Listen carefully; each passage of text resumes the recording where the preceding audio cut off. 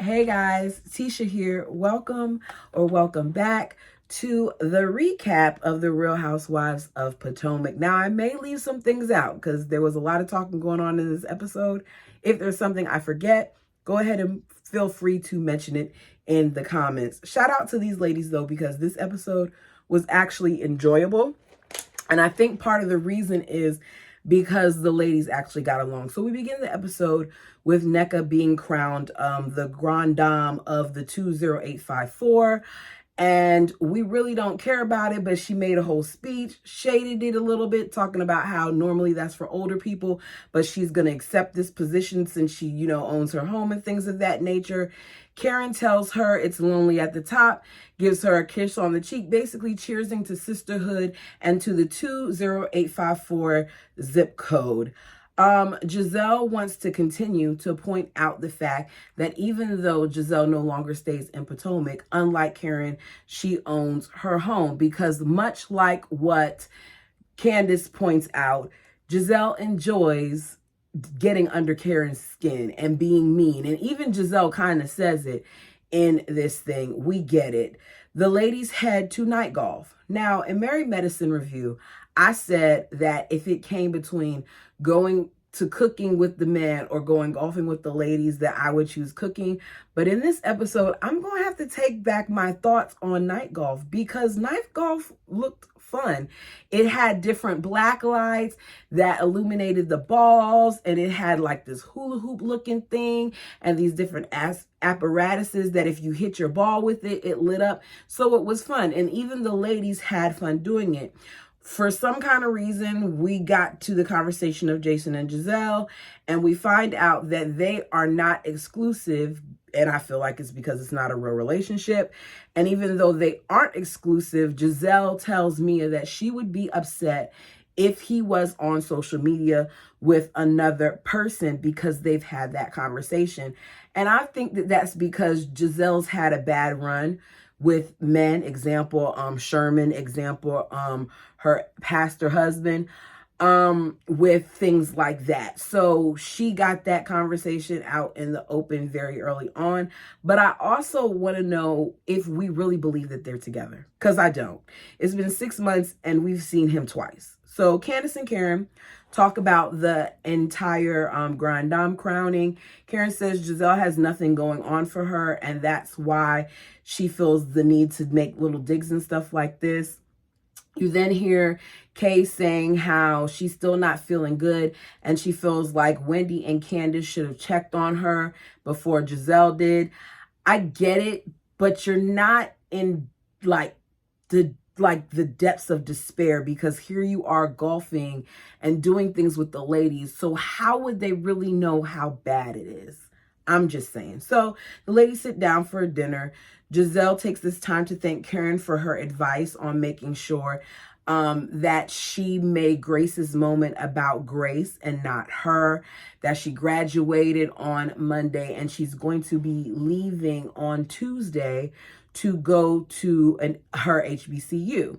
And I'm like, okay, why can't you just say that she's going to FAMU instead of saying an HBCU? Were you not allowed to advertise for the school or what? Because most people that I know who attend any university, let alone an HBCU, are very quick to say where they're going, because that's the question that was asked. Mia said, where is she going? And your answer was the HBCU. When people say, Tisha, where did you go to school? I don't say I went to a PWI. I say the name of my school. Giselle's not going to answer that question. Anyways, Mia wonders if Giselle is concerned about her daughter going to school as far as she is, and Giselle says she is. Robin points out that while they're having this conversation, she can't help but notice that Wendy and Candace are making faces while Giselle is talking. Yes, they were making faces, but at one point, Candace did say congratulations. On top of that, why is it that it's okay for Giselle to make faces at Wendy and things like that. It's okay for Robin to pull out cameras and things of that nature when other people are being assaulted, but Wendy and Candace cannot make faces while Giselle is speaking. So Robin is trying to make it seem like she's making these faces towards Giselle's daughter and how disrespectful it is, but those faces are not about Giselle's daughter. They're about Giselle. Wendy says with the way that Florida is, she couldn't see herself allowing for her black and brown people to go there just to be killed with laws like stand your ground. It's a concern. She would never send her brown boys there. And I get it, but let's be clear. People are being killed everywhere. You can't operate in a space of fear, but you can operate from awareness. And Giselle basically says the same thing. She said that, her daughter is very street smart, that she's going to be good, that she has God in her corner, and that, she's encountered racism in Maryland. I wish that Wendy didn't speak on anything involving that lady, but I get what Wendy was trying to say. She just wants to make sure that, they're aware of what's going on out there. They are aware and they'll move accordingly. So Karen talks about how overall, even with things being the way they are, NECA, you will notice that we as ladies do support each other. And then Giselle says, with that given, I'm going to go basically use this opportunity to start mess. Now, she doesn't say that, but that's what she does. So she brings up the comments that Karen made about Mia dating a rapper. Giselle said, in your past, Karen, if I would have said that to you, you would say that I was trying to destroy families. And Karen says, that's what you all did time and time again when it came to me. And I'm done turning the other cheek, which Karen is right. They did do a lot of that. And Mia, I brought you into this group. And Mia's like, okay, but you basically did the same thing to me when you said what you said about the rapper. And Karen's like, but unlike you, Mia, I said it to your face where you said it behind my back. There's flashbacks where it's said behind her back and to her face. They all do the same thing, which is talk about one another and spread rumors. So Mia doing it isn't really that different. Now, I got to call it the way I see it. Even though I don't like Mia, her and Karen did the same exact thing. So Mia then says that that's true, even though Karen's sitting there saying she's human, she still hasn't said everything she could say, and that she hasn't shared the true story. And I'm like, okay, Mia, you don't know what a true story is because you don't even know what the truth is when it comes to yourself, which we'll see later on in the episode. Why even act like you know something? Because all it does is give these ladies further room to talk poorly about Karen. Even though Mia doesn't know things about herself, apparently she knows things about Karen. Didn't she say that she knew things about her friend Jacqueline too? So this is just the type of person Mia is. She warns Karen not to test her. Kay points out there's a lot of talking at each other and not to each other. I like Kay. I wish we saw more of her. She then thanks Giselle for checking in on her and then calls out Wendy and Candace for not checking on her. And Candace is like, I didn't really know it was that bad.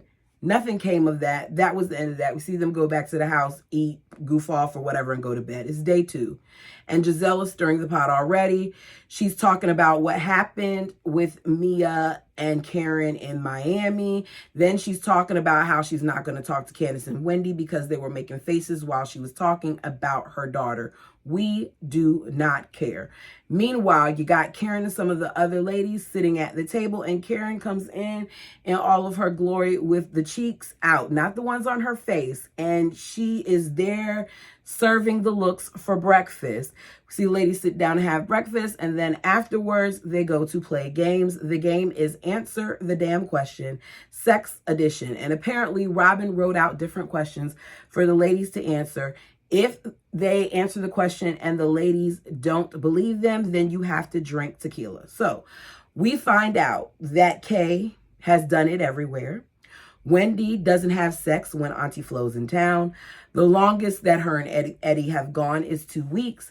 I noticed while they were playing the game that this is the only time that you see all of the women, including Giselle, smiling and laughing when they talk about sex. I think that during this time, now Giselle did say that she was, drinking and filling her drink, but I think that this is the only time you get a glimpse of Giselle when she's not trying to ice out some of her other castmates. So, we find out that the last time Ashley had sex was in January, and it was not with Michael. It was with a friend. We find out that Juan would like to watch Robin have a threesome, and it doesn't even have to be with women. It could be with guys. He wants to watch. I don't feel like Juan wants her. For her to say that so freely and openly, like, there's a lot of things that Robin is willing to do for Juan that Juan just doesn't seem to be willing to do for Robin, but we're going to keep going. Karen is not surprised by Juan's love of threesomes, giving all the things that we now know about Juan. Giselle feels like athletes are the best in bed over models and pastors because she's had all of them. And then she tries to say that athletes and models are about the same because production points out that Jason is a model.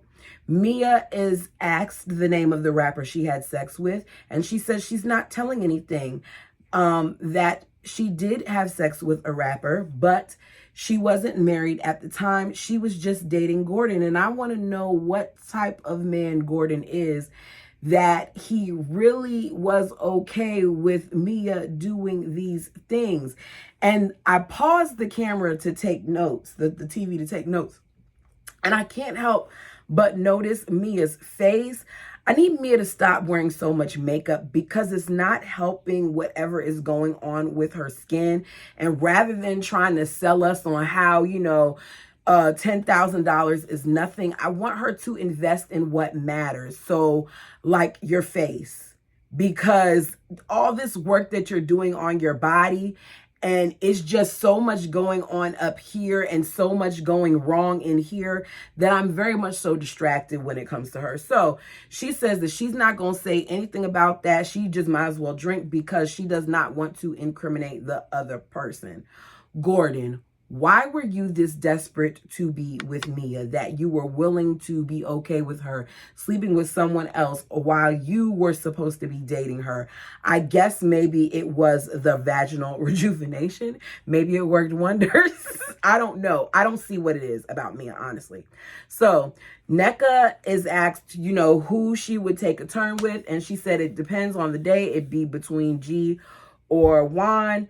She thinks that Juan is the most attractive. If she had to, do it to somebody, she'd do it to Juan. And if she had to kill somebody, I can't remember what she said she would do to Eddie, but she said she'd do something to Eddie so that she could save him from Wendy. So we find out that Candace and Chris have sex twice a week because she's tired.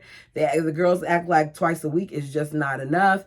Karen has had one sexual partner in the past 5 years.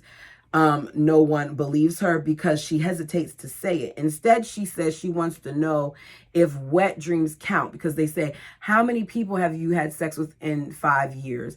And the smart thing as a married woman who claims you haven't cheated on your husband would be to say one, but she really sits there and hesitates and pauses and then says, including wet dreams, 40. Karen, why? Just say one. The ladies talk about that, joke about it, laugh about it, and then they end up heading to the beach to have lunch. Robin sits down and says that she hopes all the ladies are enjoying themselves, which they are. And at this point, I think we are too. We're not completely annoyed by them. So Ashley begins to talk about her divorce, basically saying like, it's not fair for me to talk about, what's going on with me sexually with somebody else when I am still married. So out of respect, I want to acknowledge my divorce and how it's hard because she's never been by herself and she's concerned about the money. So Mia points out that, with that being financial, that's some of it. And Wendy asks, Mia, are you with Gordon for the money? And she says no, because he's broke as hell.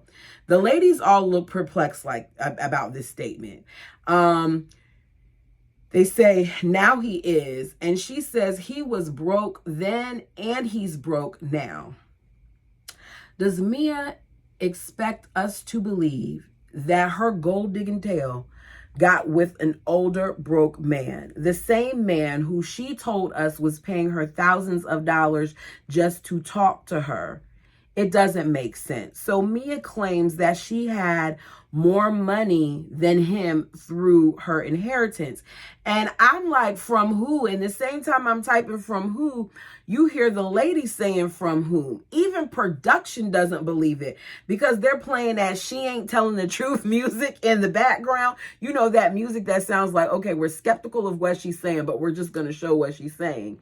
Didn't Mia tell us that both of her parents were struggling? So who did she get this inheritance from? Did she inherit money from her grandma, an uncle, a cousin? I'm so confused. She says, look, here's the thing. I had cash and he had assets. So yes, I had more money than him. If he had assets and you had cash, if you cash out his assets, did he still have more money than you? Because it doesn't sound believable to me. Wendy points out that you met him in a strip club and you said he was a high roller. She said, yeah. But, you know, what do you think is a high roller? And Candace says, you said he was giving you $10,000 a night. So he was buying you. And Mia says he was, but that's not high money. Mia, that's high money. $10,000 a night just to talk to a stripper, not do anything, not get a dance, not anything, just talk to you. That's high money. She called it lunch money. Giselle doesn't want to talk about it because even Giselle knows that this sounds crazy because she's making faces too. And she's trying to make sure that she continues to like Mia because she needs Mia on her side. Now, Ashley says Michael gives her no money, but if something goes wrong, that right now she knows that she can count on him with the kids. And I just feel like that doesn't make sense. If you're saying that you have children with him and he's not giving you any money right now and he's not financially supporting your kids, then what are the benefits of remaining married? Break up with him and get your child support because you'll probably make more money doing that since he's not giving you any money. Ashley says she's been working with her coach, her purpose coach, I think she called it, or confidence coach. So now she's going to sing. So Candace hands her the knife and the mic and says, go ahead and sing. So she sings a song about healing and thriving. It's a familiar melody, but she did a decent job. They had positive things to say, especially Giselle and Candace, which I was surprised, but it just shows you that right now Candace is being the bigger person. So Karen brings up her physical trainer, and of course the ladies grill her about it. So next we see the ladies head to the beach where they have a cabana. Robin points out that this is the same place that Martha Stewart did her Sports Illustrated photo shoot, and she was shot there, so she would think it'd be fun for them to do their own versions of it on their phones.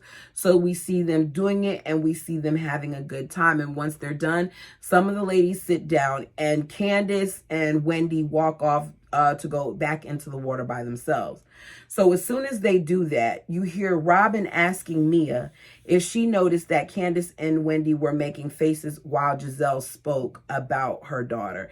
And I'm just like, okay, y'all just cannot have a good trip for anything, because why is this something that we have to talk about? I'm so tired of the times when you want to deal with certain issues. Like, it's okay for it to be done to one set of people, but it's not okay when it's done to another. The selective outrage gets on my nerves. You're willing to do anything to ice out these people because there's no reason for it. They're getting along with you all on their trip.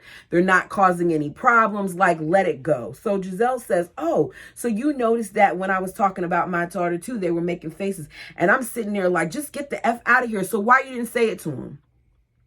Because you want to have a moment right here, right now with these ladies, but you don't want to have a moment with them because that will give them more camera time and mess up what you're trying to do, which is ice them out. This didn't have anything to do with the daughter. It had everything to do with Giselle, but Giselle's going to make it seem like it had to do with her daughter.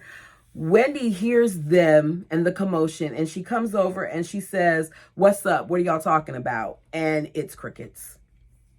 That's the end. Now, maybe it wasn't crickets, but it was crickets, and then it was the end of the show. Y'all let me know what you thought of this episode. Please like, comment, and subscribe. And until next time.